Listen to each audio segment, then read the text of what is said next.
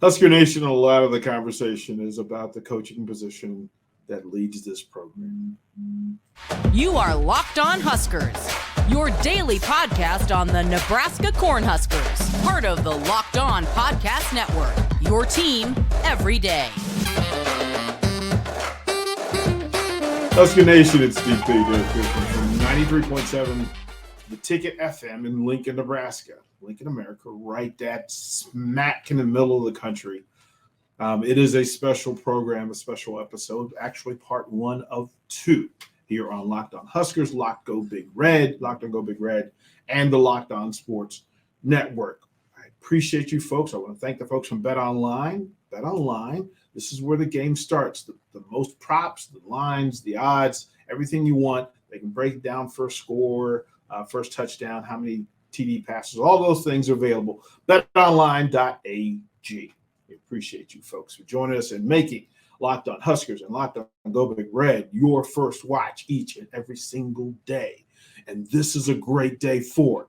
Why? Because if you're going to talk about this football program, you're going to talk about the future of this program, the current location of this program, you have to get close to it.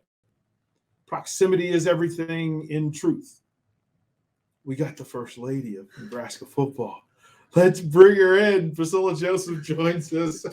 It's so good. Thank you for doing this. Absolutely. This is amazing. So in the 2 parts that we want to do, right, and we'll go through this episode and we'll tell the story of who Priscilla Joseph is, because it's a unique story in this space. And so we want to give her her props. And then in the second episode, we'll provide some information on those stories behind the game. She's exceptional at breaking it down and getting to the core of it. So that's what we're going to do. Let Husker Nation know, who is Priscilla Joseph? Give us the story. Priscilla Joseph is a stay-at-home mom. We have 2 littles, a 7-year-old daughter named Melania and an almost 3-year-old boy named Mickey Rain. And been a full-time stay-at-home mom for the last 7 years. And now with so many people, I've taken the plunge and gotten back into coaching softball. And I've been praying for this for so long. Just the timing was never right. But with that being said, I think we as moms take, it's never a right time to do the things that we love. And it's like an excuse after an excuse, because I could have given everyone another excuse not to go back into coaching. And I had a very persistent dad and mom that just were very adamant and saw my gift. And now I'm coaching travel ball. I'm coaching 14 and under girls. And yeah, on top of being Mickey Joseph's wife, with now this, it's a lot, just a little chaotic. Let me take that. It's a little chaotic right now. Right? It's a little chaotic right now because my cup is overflowing, but it's overflowing with all the things that I've been praying for.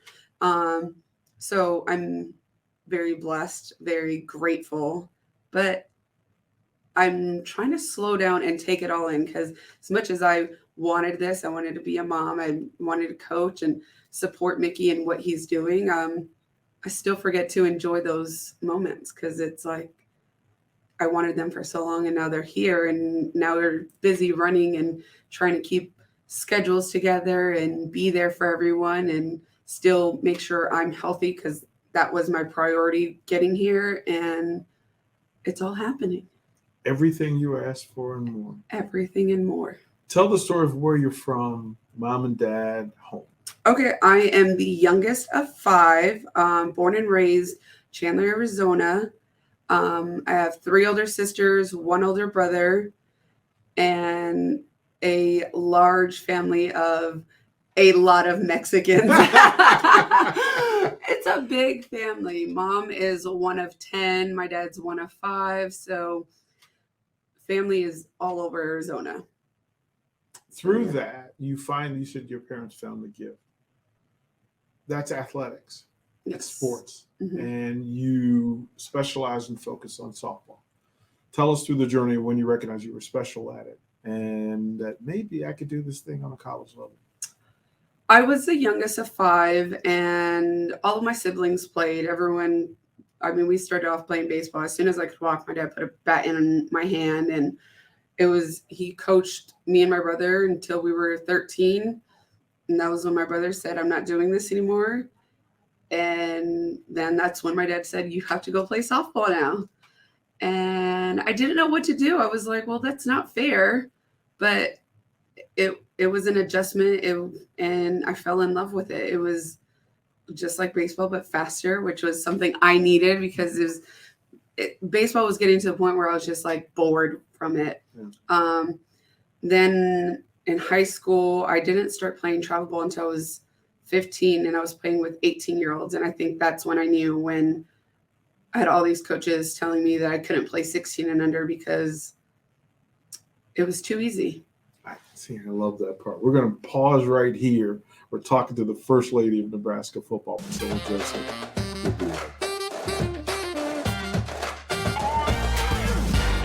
Welcome back to Locked On Huskers, Locked On Go Big Red. We are here with the First Lady of Nebraska football, Priscilla Joseph. I want to thank the folks from BetOnline for making this happen each week, for the folks at Locked On Huskers and Locked On Go Big Red through the Locked On Network. The props are in play. The Ohio State plus 30 line is important. Maryland being a 4-point favorite over Northwestern, 14 points over Northwestern. All of these are available to you on BetOnline. Go have at it. Have some fun with yourself. Do another thing for us.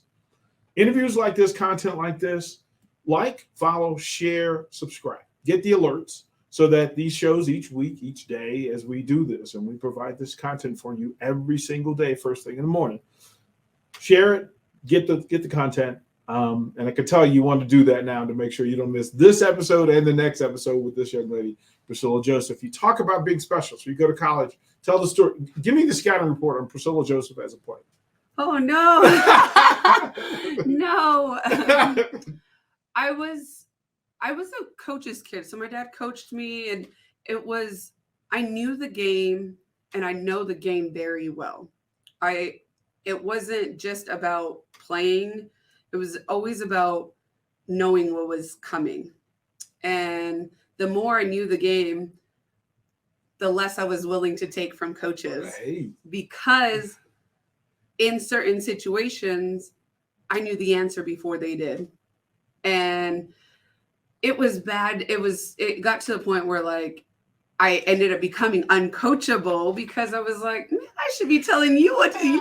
You should, like, just sit back, collect your paycheck, and let me do what I do. Yeah.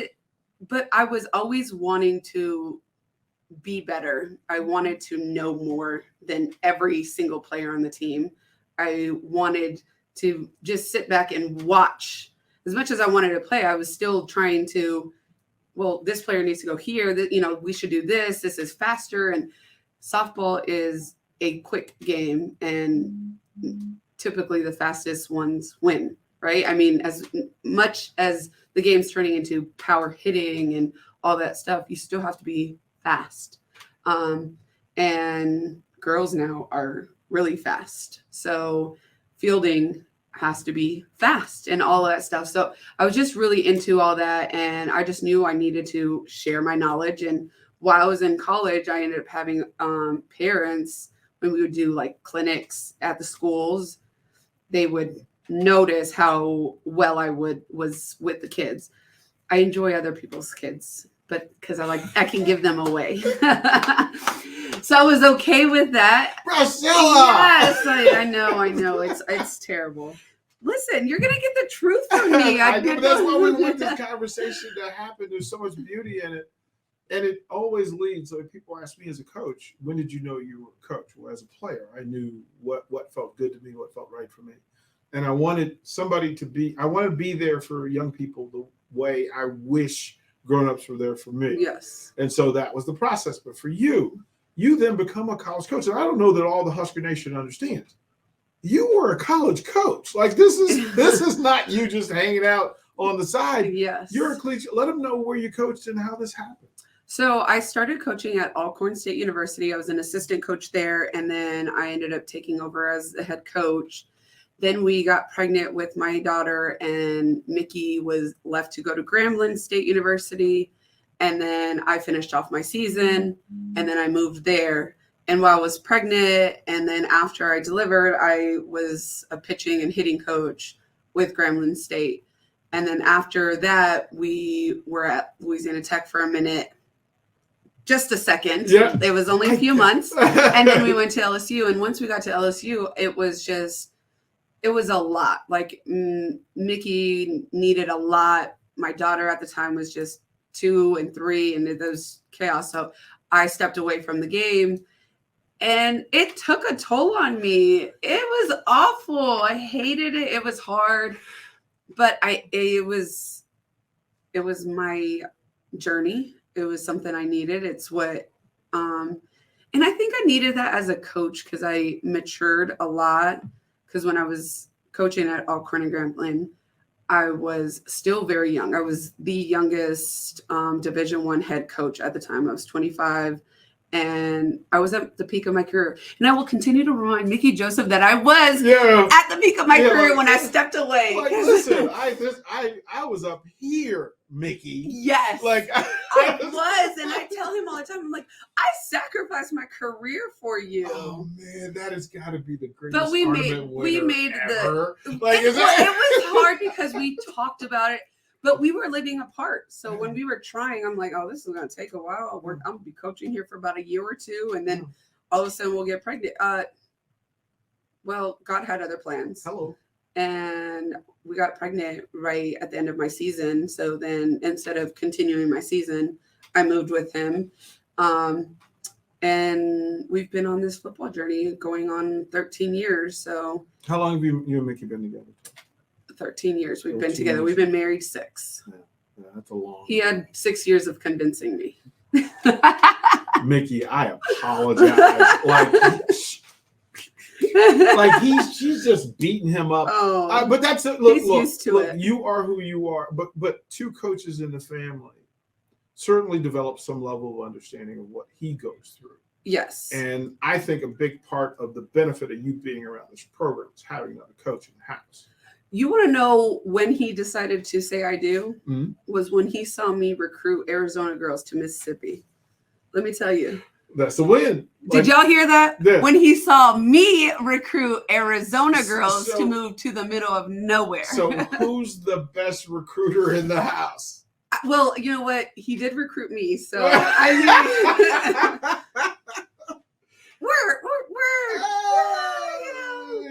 give y'all can make your own decision for that. But I mean, I'll give it to him. Give him credit along the way. Is there any desire for you to become head coach, Joseph, in the future? Absolutely. That is the end goal. That's always been the goal for me. I mean, I was there, but to walk away, it was hard. But I know it's coming. I just need him to retire a little early, and then I'll just take over. So after 3 national titles here, that sounds feasible. I think that's fair. That, yeah. Like 3 and 7 years. There you go. Is that I was fair? hoping 3 and 5, but I mean we can do 3 and 7. Look, we don't want to push additional pressure on him, man. He's going through a lot. We're gonna go to considering I haven't seen him. We'll talk about that as well. There's lots to talk about. We'll go to our second break. We're here with the First Lady of Football Consultant.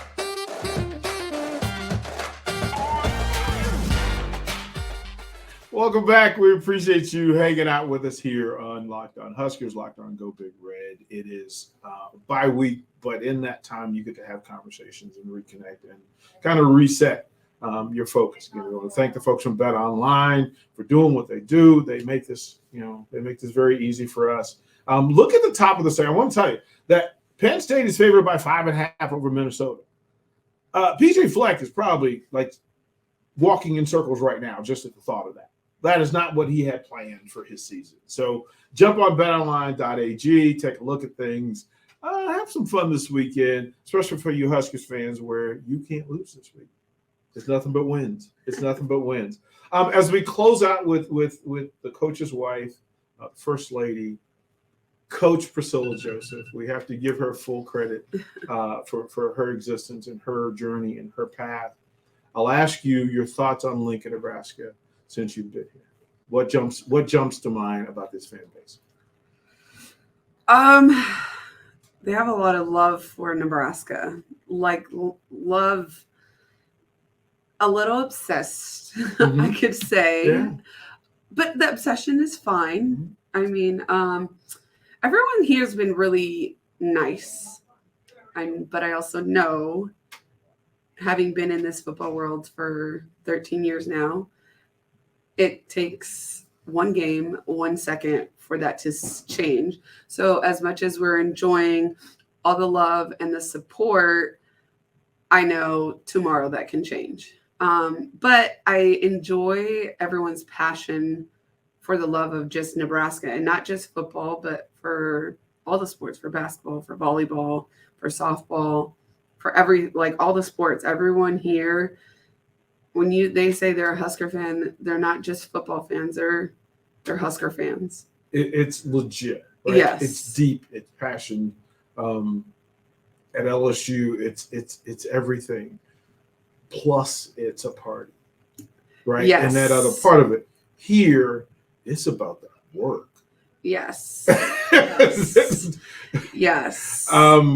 You figured out your tailgate deal here. Right? I did. Right. So yes. give us the coach's wife's tailgate. Give us that. It's really just a family tailgate where all of the coaches' families, anybody in the building, come, mingle, get to know each other, meet somebody else in the same world that you're in, right? As a coach's wife, as much as I get support from everyone else, there's nobody that understands my world more than a fellow coach's wife.